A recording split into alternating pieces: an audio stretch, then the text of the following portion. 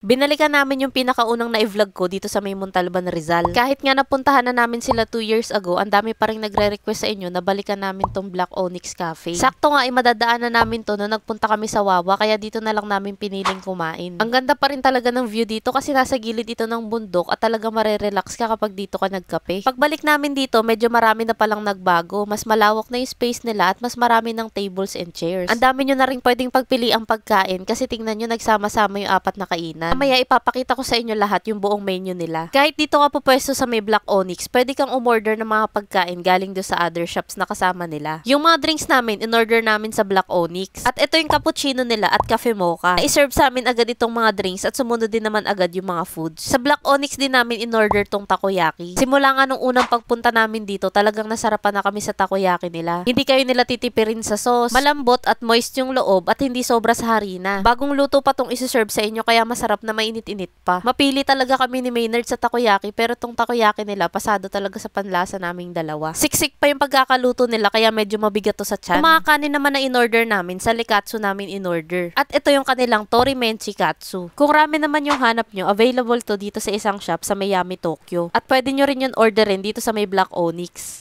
Ito namang Torimenchi Katsu, napaka-cheesy nito kasi tingnan nyo naman pag kinagat sa gitna, napakaraming cheese. Bagay ito dito sa nilalagay na sauce na matamis na may konting asim. Meron pa itong kasama sa side na maninipis na hiniwang repolyo. Marami na rin yung mga nakalagay na kanin sa ilalim. Sa una mukhang konti lang to pero malalim kasi yung mangkok. At di nyo mamamalayang nakakabusog din tong isang order nila. Tingnan nyo naman yung view ng bundok habang kumakain, di ba napakaganda? Kaya naman nakaka-relax talaga kapag dito kayo nag-food trip.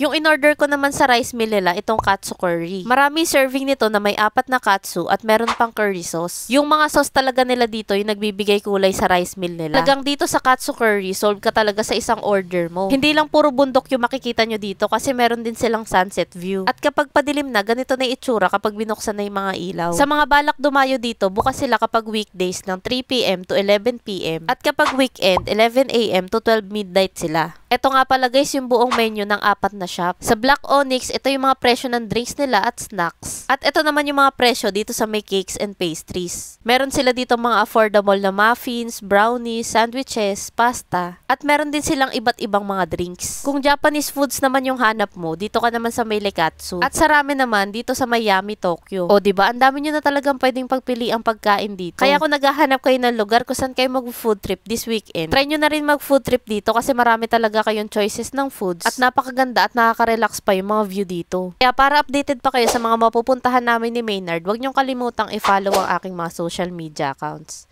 Yun lang, maraming salamat sa panonood. Bye!